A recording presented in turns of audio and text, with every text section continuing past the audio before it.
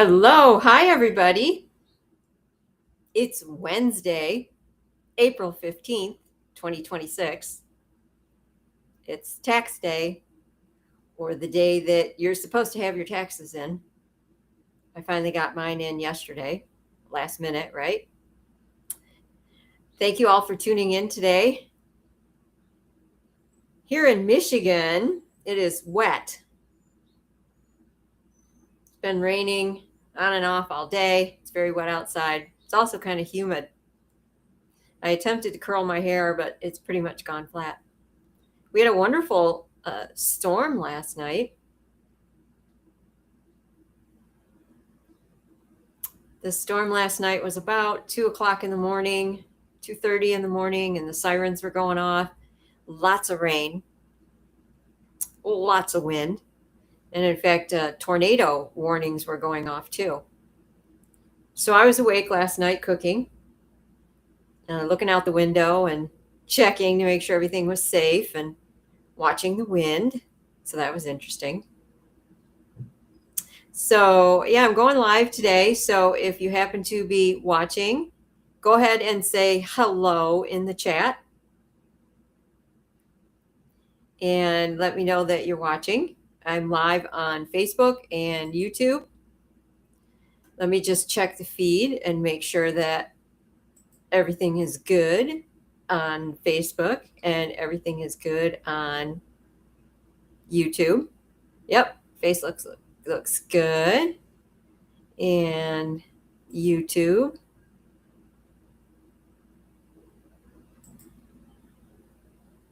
Okay, I'm just checking to make sure everything's good.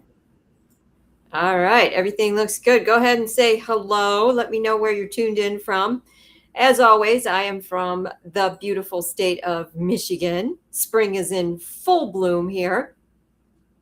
Lots of wildflowers outside. I've already picked my wild violets for the first time. There's some more out there I got to go gather, but I already picked some wild violets actually before Easter. So it was a few weeks ago. Picked my wild violets, came in and made some wild violet tea. Absolutely delicious. Love that. That's a natural spring tonic that will help cleanse your liver. It will also help, lighten up the energy from heavy winter time. So I love wild violet tea. It's delicious. I make the tea with both the flowers and the leaves. So when the flowers are in season, and they're only in season for a little bit of time, they're usually like one of the first wildflowers that come up. I go ahead and pick those for sure. Now, some years, if I get enough wild violet flowers, I do freeze them and I keep them in my freezer. And then I put wild violet flowers sometimes in salads that I make because they're edible.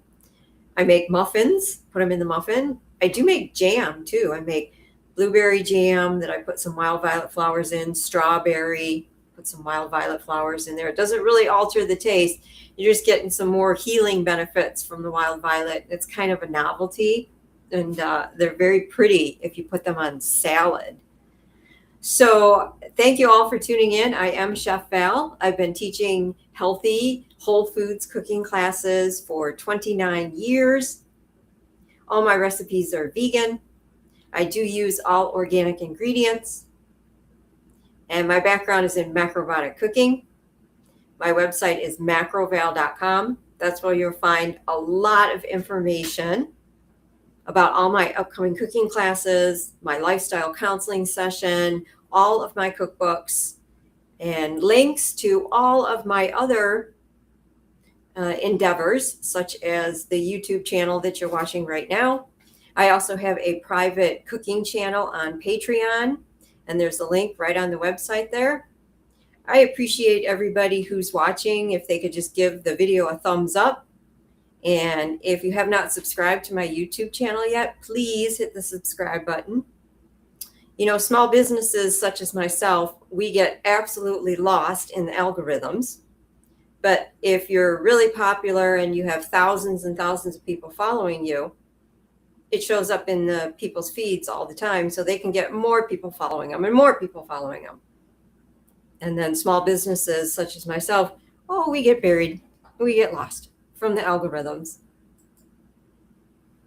So today I was going to address some questions that I get asked all the time.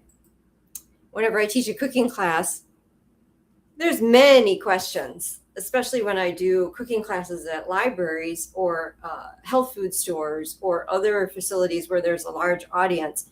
And it seems like a lot of the questions I get asked over and over again at every cooking class. So it's nice to be able to address some of those questions and create a video. So now I have a video that I can refer people to when they ask these questions. I'm like, oh, just go check out this video. Now, I also just wrote my Substack blog about these questions also. So that's another way that you can stay connected to me. You can sign up to my Substack blog. And it's Valerie Wilson Substack. It's very easy to find. I have lots of wonderful articles that I've written in the past. Another way that you can help support my business is subscribe to my blog. You have the option of either being a paid subscriber or a free subscriber. I greatly appreciate all the people who have chosen the very small monthly fee to help support my business and my endeavors. I am a full-time self-employed chef. I cook for people on a regular basis, and I create new recipes. I create recipes all the time. Today, I have been busy creating all kinds of recipes before I went live here, creating recipes for my new cookbook, which I'm going to tell you about in just a few minutes. And then I teach all those new recipes that I taught in my cooking classes. Classes are a lot of fun. If you attend in person, because you live here in Michigan by me, it's a hands-on experience and everybody helps participate. Everybody gets involved. Everybody really likes help get making the food and stuff. Now, if you don't live in Michigan, I also have virtual cooking classes. And those are a lot of fun too, because you're not just sitting there watching me on the screen. I involve the students and we talk back and forth a lot. And so it's very interactive. The next virtual class I have is next Wednesday, which is April 22nd. It's a virtual cooking class from 6:30 to 8 p.m. And the topic is the whole grain barley, because barley is one of the signature whole grains of springtime, which is where we are right now. And one of my regular students asked me if I could do a cooking class all about the whole grain barley because she was in the mood for some delicious barley recipes. And I said, absolutely. Now, barley is a whole grain and it is associated with springtime, which means that it helps to feed and nurture your liver, your gallbladder, and your nervous system. Very important. However, barley does have gluten in it. So when everybody, a few years ago, everybody went gluten-free, crazy, whatever, a lot of people stopped eating barley, which is a shame because the whole grain barley is completely different than refined processed, flour that's going to have gluten in it that you're probably going to have a reaction to. Probably you're going to have a reaction to glyphosate, which is sprayed on the refined flours. A lot of people don't have a gluten sensitivity. They have a glyphosate sensitivity, right? It's not necessarily the gluten, because we as a human species have been eating gluten for a long, long time. But anyways, I digress. The class on the 22nd features a barley stew with lots of wonderful vegetables such as shiitake mushrooms and asparagus. And then also a barley dish that's not a stew that features sweet potato, asparagus, lots of springtime vegetables. More information about that is on macroval.com. All right, so I have these questions that people ask of me all the time when I teach cooking classes. So I thought that I would share some of that. Let's go to my Substack blog. Questions I get asked all the time. No, here it is. My response. Okay, this is my latest blog. Just came out earlier this week. It is. Hold on.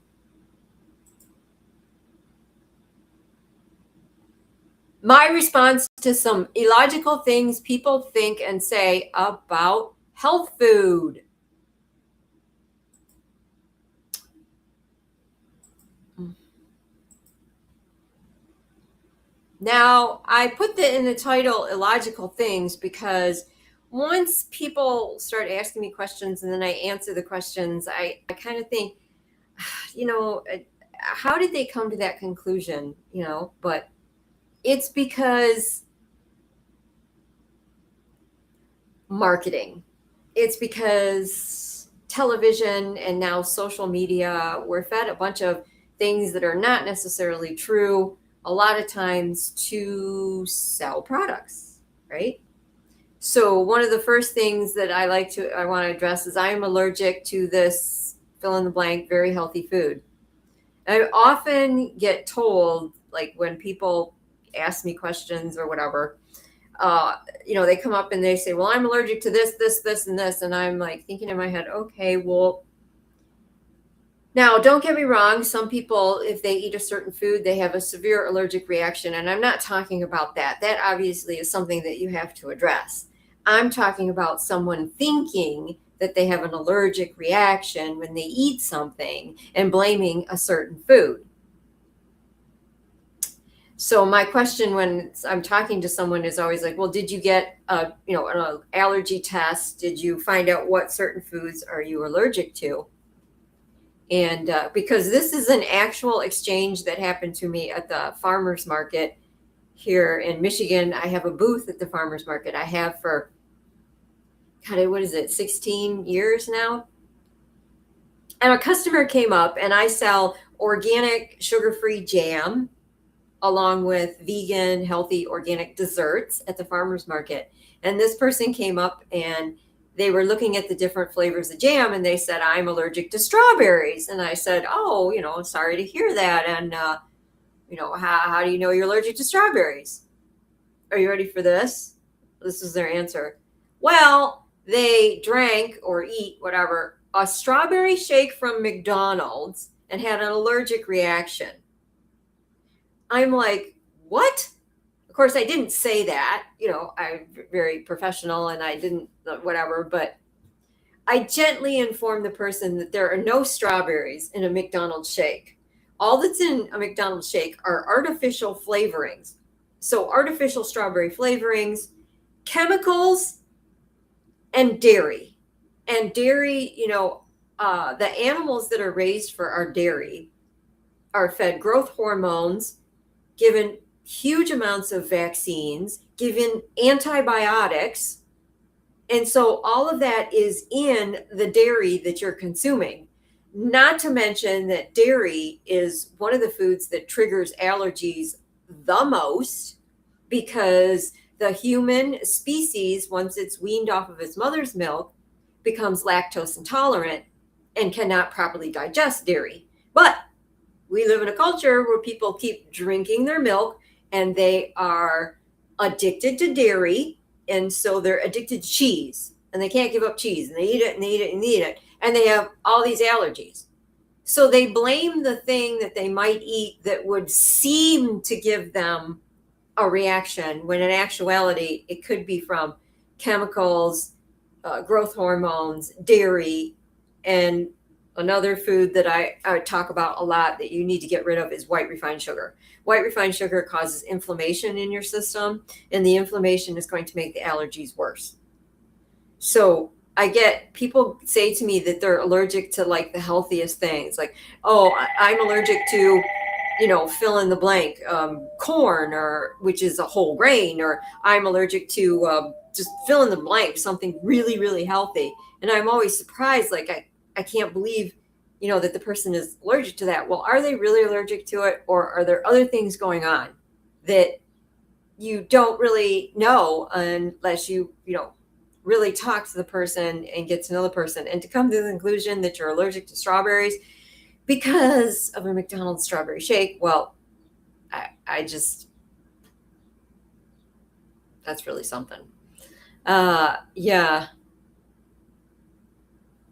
Now, you could take the same scenario that I told you about the McDonald's shake and apply it to any certain food because of a reaction that you had at a restaurant. Now, I hope you realize that restaurant food is some of the worst food that you can possibly consume. And it's because the restaurant needs to make a profit. So they are going to buy the cheapest food. And the cheapest food will last longest. So they don't end up throwing it out. So it's going to have something on it to make it last longer, such as MSG. Did you know that they put MSG on lettuce so that it doesn't brown and it lasts longer? So most of the time, if you go to a restaurant, even if you're getting a salad, you are eating MSG unless the restaurant knows for sure that their lettuce doesn't have that on it. When you eat at a restaurant, it's inundated with salt, sugar, and fat, all of which are inflammatory to your system, which could create some type of reaction, which you might consider is an allergic reaction. And a lot of people think, I don't know why they think this, but they think if they go to a Chinese or a Korean restaurant, it's supposedly healthier. American Chinese food is some of the worst food ever. So when you go to a Chinese restaurant, you're not eating traditional good Chinese food, such as they do in China. Like, and I'm talking about the traditional diet, not stuff that's inundated with sugar. It's not the same. It's American Chinese. That's what it is. All right. So yeah, thank you so much for tuning in. Glad that you're watching. If you're tuned in, go ahead and say hi in the chat. Let me know that you're watching. Currently, right now, I have like nobody watching the live feed, which is interesting because I usually have at least 1 or 2 people tuned in. And I'm sure that that's because the algorithms have completely hidden the feed, as they do, because AI has taken over everything. And AI thinks that you want to see certain things based on what you do. One of which is, who do you follow? Who do you like? Here's an example. So I have a personal page, Valerie Wilson Macroval on Facebook. I also have a business page, Macroval Food. And, for my business, everybody said, oh, you got to have a Facebook page. You got to have a Facebook page. And so I set it up. And this was 12 years ago. Everything's changed so much in 12 years. So in 12 years, people started to like the page and follow the page. I actually have 894 followers on my business page, but I only have 37 people actively following the page. So out of 894 people who actually clicked on the page and said, this is interesting, this is something that I want to know more about, there's only 37 people that see my posts when I post on my business page. Does it seem worth it for me to be posting on my business page anymore? And by the way, that number keeps progressively going lower and lower and lower. Especially recently, since AI took over. And I don't know about you, but on Facebook, I go on Facebook for a few minutes and I shut it off. I'm not staying on there anymore because I'm not seeing my friends' posts. I'll go to my friend's page and say, hey, what's going on? But other than that, I'm not staying there. Oh, hi, Evelyn. Hi, Evelyn says hi from Montreal. Evelyn, so glad you tuned in. Thanks for saying hi. Evelyn is one of my regular students, a very beautiful lady from Canada, our neighbors. And here in Michigan, I'm pretty close to Canada. But yeah, lovely weather here. All right, so I was just explaining how algorithms and everything has really made a difference, especially on platforms such as Facebook. But back to my topic at hand, the latest Substack blog that I just wrote, I'm covering my response to questions that I get asked on a regular basis all the time about certain things that I find are illogical. And that's just my opinion that they're illogical. And of course, here's the next one. I need more protein. Oh my God. Have you noticed we are in a protein obsessed culture right now? It's protein, protein, protein. You need protein, protein, protein, protein. Do you ever hear anybody say anything like, Hey, you need some more high fiber foods? Hey, you need to eat some more whole grains? No, because those are not the key words that get everybody excited. Protein gets everybody excited. Okay. Right now, all the social influencers all over the place are talking about protein. Now, I turned off my television like what is it, 5, 6 years now? So I don't watch TV, but I do watch YouTube. I do like my YouTube videos, but then I get to pick and choose who I watch, right? And the same thing's happening there, because before there used to be very minimal commercials, not very much. Now it's like the commercials come on and there's this guy on there saying you need protein, and there's this lady on there and she looks like she's working out talking about protein and you need protein. And what's so interesting about this is they're all selling something to you: a protein supplement, a protein bar, a protein breakfast, a protein powder shake, for you to get more protein. I'm like, seriously, you don't see the brainwashing going on there? They're going to tell you you're deficient in something, and they're going to say, oh, by the way, I have the perfect product.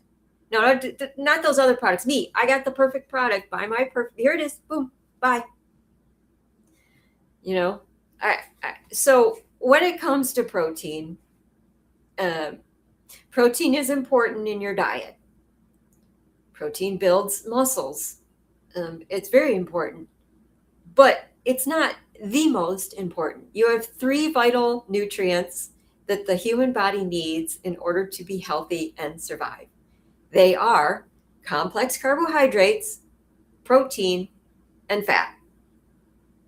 You cannot overdo any one of those 3, because then you will be off balance.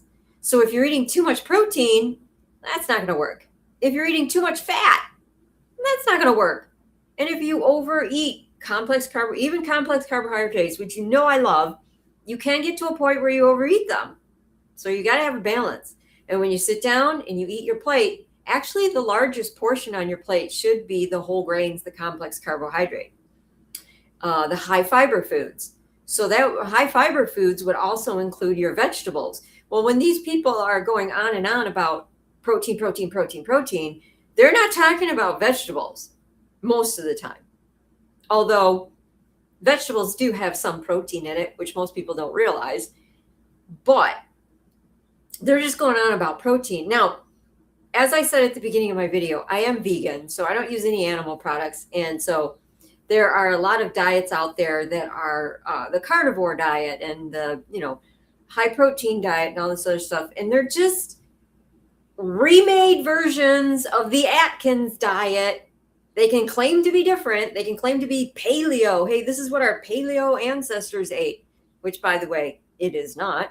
But it's all just a new revised version of the Atkins diet.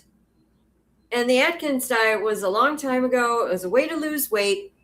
And guess what? Before I discovered macrobiotics, before I discovered healthy, organic, whole foods, before I went vegan, I actually was on the Atkins diet.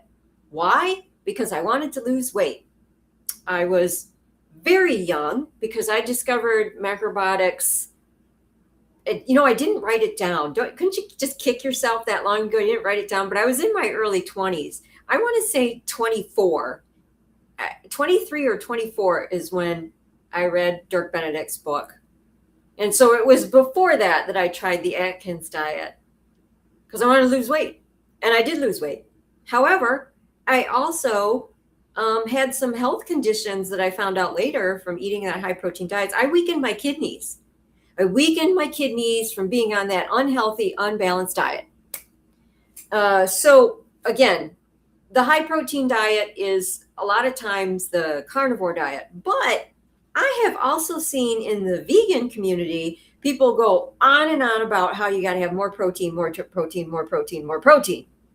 And I'm like, seriously? On a whole foods vegan diet. Now, I must emphasize whole foods. I'm not talking about frozen, processed vegan products, because that's not what I'm about. I'm about, cooking your food, whole foods in your thing, whole grains, beans, lentils, nuts and seeds, tofu, tempeh, lots of vegetables. That is inundated with protein. You have a ton of protein. You don't need to worry about being protein deficient. Okay. So in my latest blog, where protein gives you, I'll get to that one. But this right here is a blog that I wrote March 18th, 2024. And this one goes more into protein. Where do you get protein and how much protein do you need? So that, like I said, my Substack blog is just a wealth of information. If you're looking for questions or whatever, mm, that's a great place to go. They add screen share. Okay. Zoom recently changed.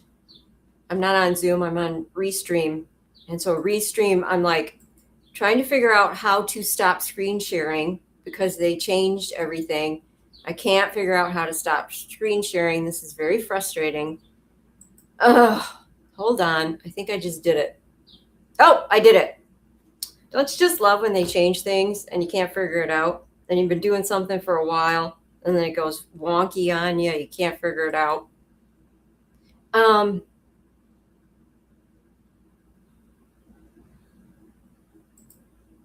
right, so I want to show you this.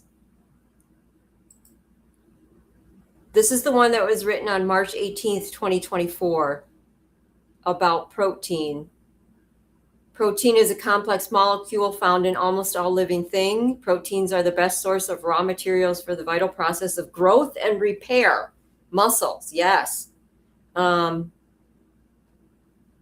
much protein do you need? This is what I want to get to. You need 10 to 15% of your daily intake to food for your protein.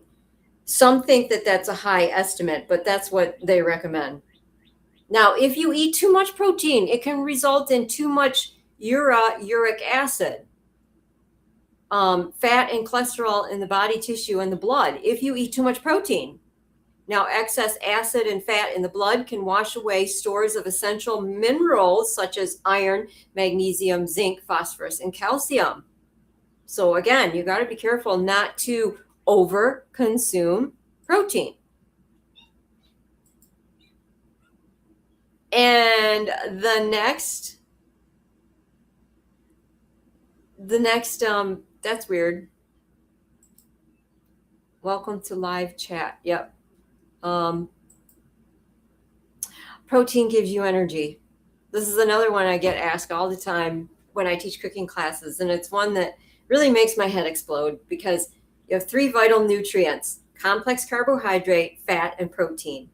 Your body makes energy from carbohydrates and fat. Your body does not make energy from protein. Sorry, they're all lying to you. All those social influencers, all those commercials, and they tell you eat your protein for energy. I wake up in the morning and the first thing I do is have my protein shake to give me energy. Well, sorry to tell you, that's not going to help. The only way that you will get energy from protein that you've consumed in your diet is if you are on a very calorie restricted diet, or you are over consuming protein and you're starving your body of the other vital nutrients, such as carbohydrates. Then the body will have no choice except for to turn to protein to make energy. But that's not the way the human body is supposed to work. The human body is supposed to use complex carbohydrates and fat to give you energy. But all of these people keep telling us all the time, protein gives you energy.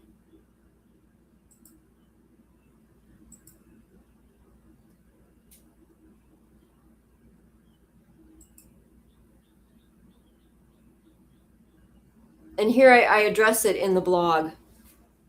Maybe sometimes I I'm not a scientist, but sometimes I can find scientific words that make more sense. So, like I said, the only way protein turns into energy is when the body is starved of carbs or when on an extreme calorie restricted diet. Essentially, the body will begin to break down protein into ketone bodies, which are water soluble molecules that replace glucose as the primary source of fuel.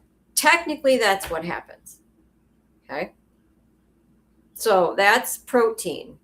Now, here's another one of my pet peeves that I wrote a whole blog on this, but I'm going to address it again because recently I taught a cooking class at the Westland Library, which is right here by where I live.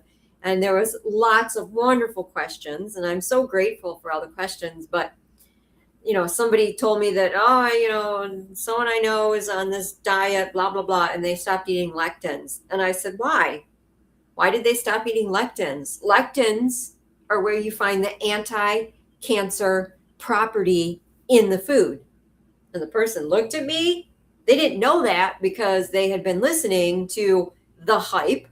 They had been listening to these ridiculous claims that lectins are bad for you. Okay, first and foremost, as I said, lectins contain anti-cancer properties. Lectins are protein found in almost all plants, animals, and bacteria. So you find lectins in almost all plants. So if you're going to eat healthy, whole food from Mother Earth, you're going to eat lectins, okay?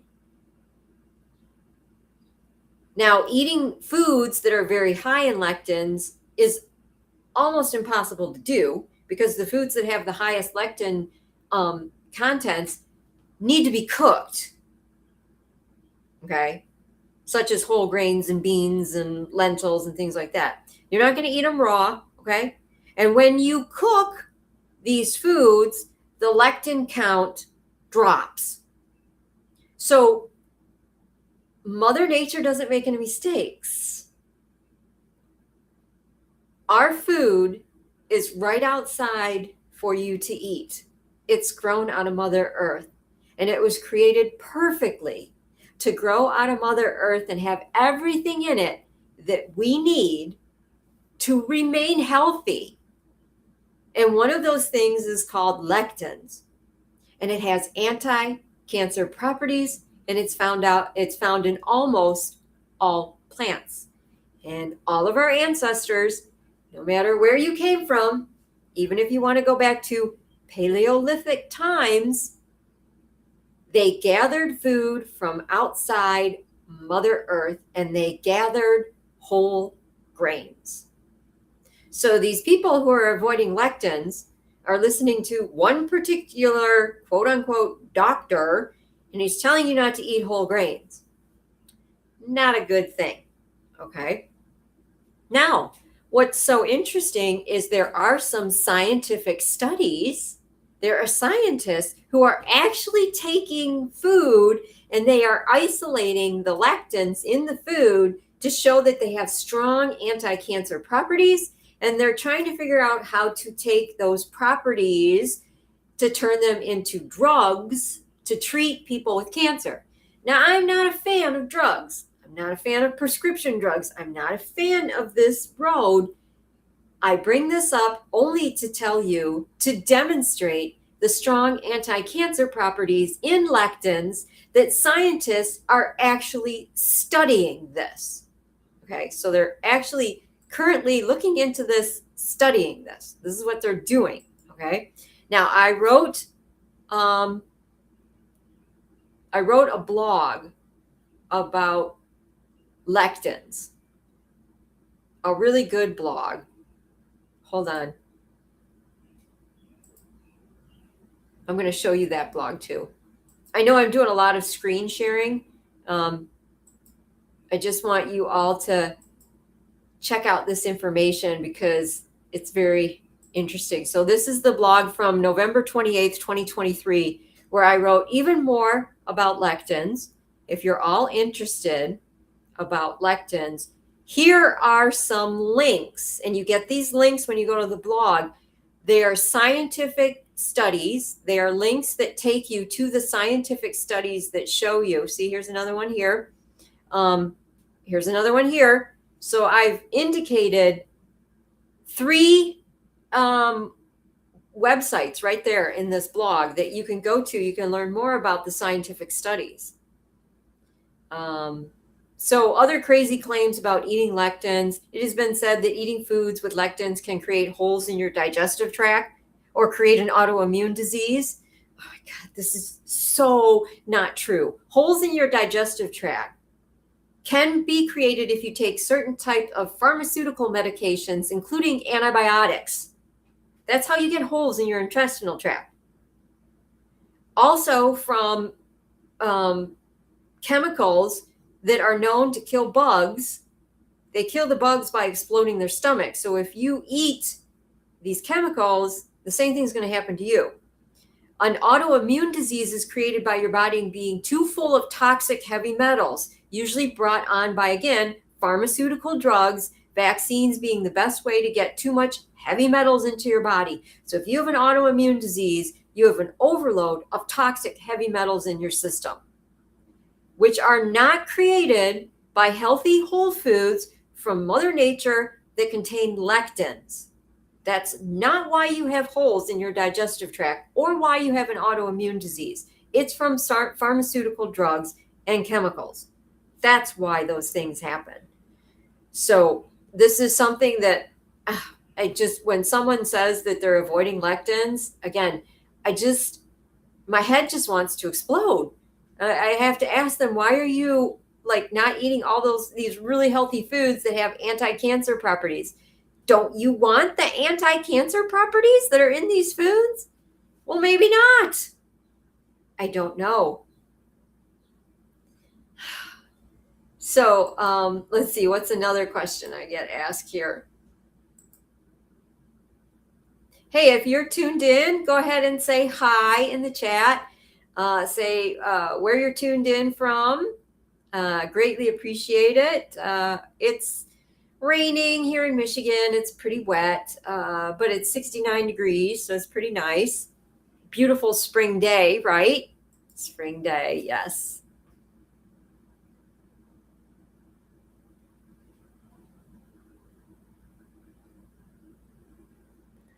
Just checking here. Live 3819. Just checking to make sure that I'm still live. Yeah, still live. Okay, just checking. All right, let's go back to our questions. All right, let's go back to our questions. Okay, to lose weight, stop eating brown rice. Ugh. Ugh. A nutritionist tells somebody that in order to lose weight, you got to stop eating brown rice because it's a carbohydrate. This person does not know the difference between a simple carbohydrate and a complex carbohydrate. A nutritionist? Maybe a nutritionist who just graduated from school and maybe has been looking at this for 2 years. I have been studying food actively for 29 years. I've been in business for 29 years. I actually apprenticed in a macrobiotic school 5 years before that. So it's even longer than 29 years. Complex carbohydrate, whole grains. I talk about this all the time. It should be what the main source of your diet is. You will never gain weight from complex carbohydrates. You will gain weight from simple carbohydrates, okay? That being said, if you continue to eat terrible foods that are going to put weight on you, such as ice cream, donuts, desserts, white flour, if you don't cut those things out, then you can't lose weight, okay? So there are caveats to different things and everything, but brown rice will not make you gain weight in any way, shape, or form. If anything, all the students that I've had that have come through my classes that have decided to choose these recipes. They've decided to eat healthy whole foods, whole grains, such as brown rice. The wonderful side effect is that they actually lose weight because they're eating healthy, whole, nutrient dense, high fiber food, minerals, trace minerals, all the wonderful things that the body needs instead of refined, processed, terrible things. Okay. Now, maybe one of the reasons why somebody might tell you to avoid brown rice is because of the very confusing glycemic index. I must say I'm not a fan of it. Now, last year I taught a 4-week series called Cancer Healing and Prevention Series. It was 4 classes designed specifically for healing and prevention of cancer, healing dishes. I went into details about macrobiotics and miso soup and all of that. And I addressed lots of different issues in the 4-week series. Each class was 2 hours long, and each class had like a 10-page booklet that went with it. And in one of the classes, I talked about the glycemic index. And here's why I'm not a fan of it. And this is a direct quote from my Cancer Healing and Prevention series. Here are some more glaring contradictions in the glycemic index that indicate it is not a reliable resource to create dietary guidelines. Lentils, beans, ice cream, and yogurt have similar glycemic numbers, indicating that eating lentils is just as good as eating ice cream. Bread and corn produce a sharper response than rice. Maybe this is one reason why people are afraid to eat corn, which is a fantastic whole grain that feeds and nurtures your brain and your heart. Pasta produces a lower response than bread. However, bread taken together with beans results in a lower reaction characteristic than beans, far lower than pasta, rather than the high response of bread alone. Are you confused yet? It's very confusing. If you're interested in that Cancer Healing and Prevention 4-week series, you can find it on my website, macroval.com. There's a link to it right here in the blog. And there's also my video on YouTube all about brown rice. And then this is advertising this. Okay, so a personal note. Hey, guess what? I've been very, very busy. So I haven't done a live on Facebook and YouTube for, I don't know, has it been 2 months? It's been a long time. Maybe that's why like nobody's tuned in, because I stopped doing them. And so I don't know. It still says nobody is watching. Oh, that's a weird screen on YouTube. YouTube is showing like a huge echo of the screen sharing. That is really weird. That's odd. Let me go back here. Yeah, that's really weird. Let's stop screen sharing. Hold on. Stop screen sharing. Nope, that's not. Stop screen share. Okay, hold on. Okay, we're back. We are back. All right. It should be good now. That was weird. There was like this big, huge like funnel showing. That was weird. That was so odd and weird. I don't even know what that was. If you're watching this video, put in the comment sections if you saw that. I don't know what that was. It was like I was screen sharing and it was like in a tunnel. It was very bizarre. Yes, so the cat's out of the bag. I've been telling my regular students I am coming out with my next cookbook. I've been diligently working on it since the new year. I actually started a little bit before the new year, but when it comes to writing a cookbook, you have to first think about it, and then you have to get it together. And so the new cookbook is going to be called Amazing Asparagus. The whole cookbook is going to be asparagus recipes. I adore asparagus. I hope that you like asparagus too. I come across so many people when I teach my cooking classes that love asparagus. So I've been creating asparagus recipes for many, many years now. And I thought, well, it would be really easy. I'll just put them all together in a cookbook. Well, what happens with some, a creative chef such as myself, I started collecting all these recipes, but then I started to create even more asparagus recipes, more and more and more and more and more asparagus recipes that I keep adding to the book. Now, my goal is to have this cookbook out in May because here in Michigan, May is when asparagus comes out of the ground. And I go to an organic farm and I pick organic fresh asparagus right out of the ground. It is oh so delicious. Oh, it's so delicious. You won't believe it. Now, I have such a wide variety of recipes that are featuring asparagus. So the cookbook is going to have main course dishes featuring whole grains.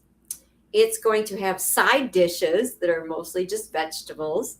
And then it's going to have soups, a lot, wide variety of soups and salads because, springtime is when we eat some more salads. And then I have a section that's called special that are just unbelievable recipes with asparagus, like asparagus tacos. And in that asparagus taco recipe, you get a vegan cheese recipe. You get how to season the asparagus so that it tastes like tacos. And there's also tempeh in that recipe. And then you make asparagus tacos. There's Mexican asparagus roll-ups. That one features a vegan cheese also, a different one. You get two different ones there. And a carrot sauce, a carrot Mexican sauce. And one of my all-time favorite recipes, cucumber salsa. That's all in the special section because you've got asparagus used in such wonderful, unique ways. And then I have one section that I got to say is probably my favorite, breakfast and desserts. Because I have taken asparagus and I've made these incredible recipes that you will be blown away. Okay, oatmeal with asparagus in it, asparagus pancakes. These are my favorite pancakes now. Asparagus pancakes with a sweet tofu cream, raspberry syrup, and a tempeh mock bacon. That's all in this cookbook, okay? Now, behind me, I have an array of asparagus recipes. Some of these recipes I created today, and I am currently trying to get that book done. But I keep coming up with new recipes, and I keep being so creative. I did these recipes today.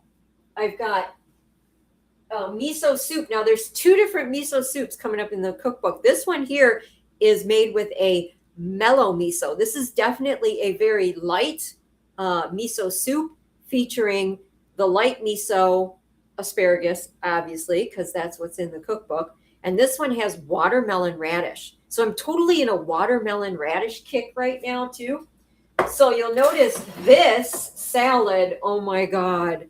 Look at this salad. I have to take a picture of it for the cookbook. That's why it's displayed on this beautiful plate. This one is lettuce, and it's quinoa with sauteed tempeh.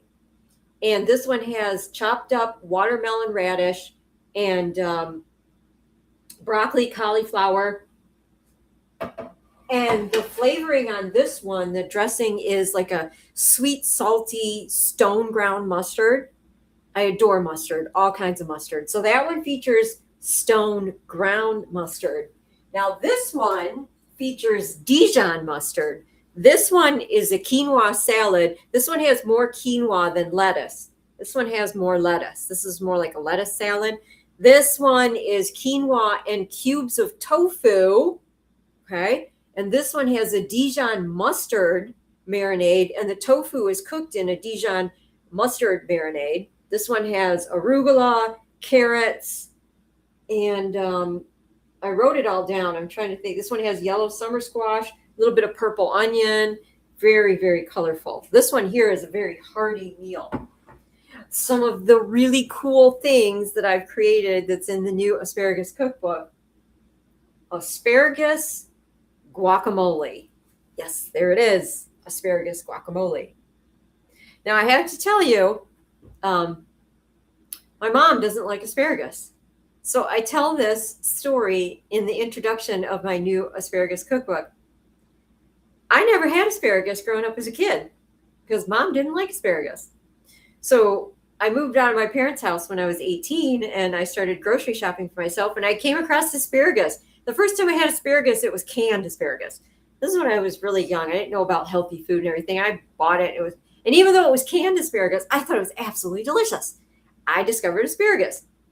I go back home and I'm like, hey, there's this vegetable called asparagus. I love it. And mom's like, yeah, I don't like it. So growing up as a kid, mom made our meals. Mom didn't like asparagus. We didn't have asparagus. But I found out my dad loves asparagus.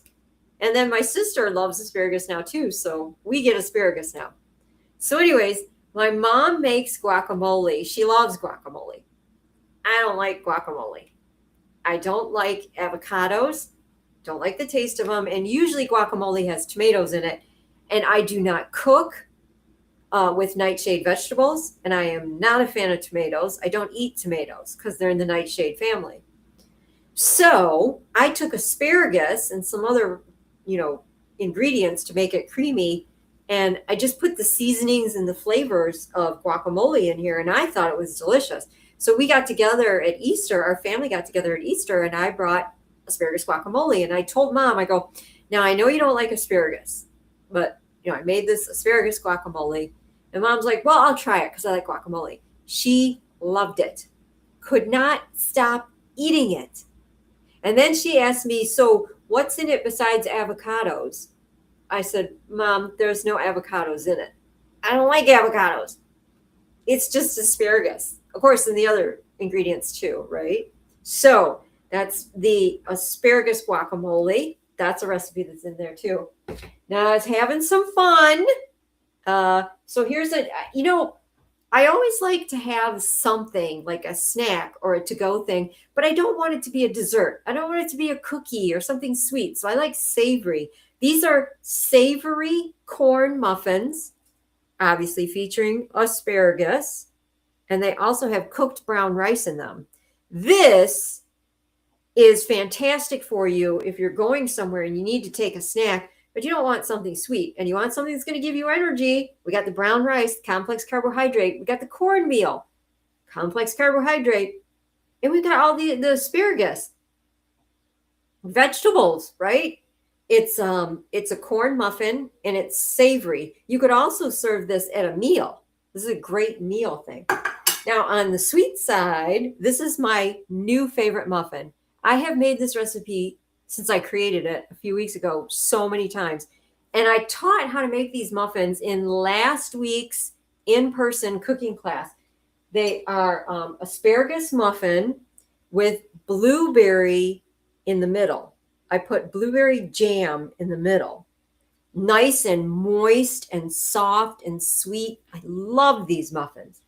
Now today, I made something that is so absolutely cool. I've been thinking about this for a while. I finally had time today. I made asparagus donuts. Yes, you heard me correctly. Asparagus donut. Now, I ran out of time, but I am going to make a chocolate ganache, and I'm going to dip one side of the donut in there. So these are going to be covered in chocolate. They're going to be asparagus donuts covered in chocolate. I'm so excited about this recipe, and it's going to be in the new Amazing Asparagus Cookbook. I'm so excited about this cookbook because I love asparagus. Now, I just need to get it on the computer and do the editing and get this thing turned in so it can be out by May. When you write, your own cookbook, there's just you. You have to write the whole thing, and then you have to put it, I don't know what the technical terms is because I'm not, really people would be surprised I do all this on the computer because I'm not good on the computer, but you have to size it. The cookbook is, you have to size it. You have to go from working on a whole page on the computer, and then you have to make it fit the cookbook. So you have to size it down, and then you have to put all the pictures in there. I've got a ton of pictures. I've been making all these pictures, but the more pictures I put in the cookbook, then the more the cookbook is going to cost. So it's a self-published cookbook. I have to do all the work, and I have to get it out there. So make sure that you are connected with me. So if you go to macroval.com and you scroll down, it says sign up for Val's newsletter. Now, the people on my newsletter are going to be the first to know when the cookbook is available for sale. Make sure you sign up for that newsletter. I will be announcing it on Facebook, YouTube, my Substack blog, and my private Patreon cooking channel. In fact, I'm going to create a bunch of videos that I'm actually going to do recipes from the cookbook, and I'm going to put them on my private cooking channel, my Patreon cooking channel first, so that my paid subscribers will get to see how to make the recipes first. And so for a very small monthly fee, you can become one of my Patreons on my Patreon cooking channel. It's right on the homepage of macroval.com. Go to my website, scroll down. You're going to see my Patreon share screen. Here's my website. I'm hoping that it shows up good instead of makes that weird tunnel looking thing. Oh yeah, still live. Here we go. Yeah, it looks like the website's there. All right, so this is my website. Up at the top, we have cooking classes, cookbooks. Scroll down to the bottom. Here's my Substack blog. You can click here. Here is Chef Val's Whole and Healthy Cooking channel. And it goes to my Patreon page. Did it go to the Patreon page? I don't think it did. I think it stayed on the...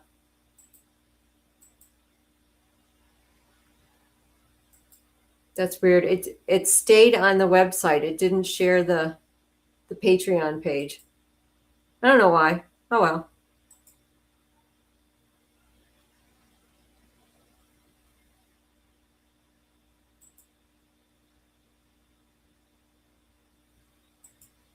All right, let's so the Patreon the page, I don't have that up because it didn't go there.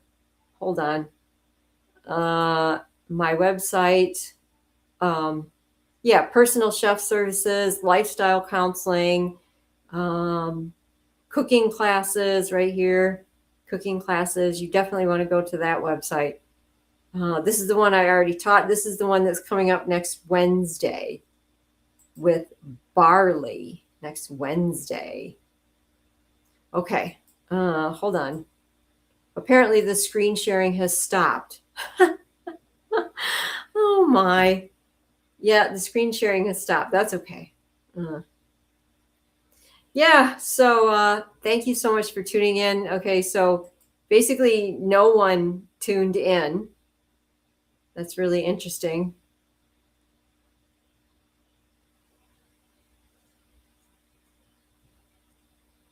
Wow. I'm checking the Facebook and I'm checking the YouTube stream to see what's going on.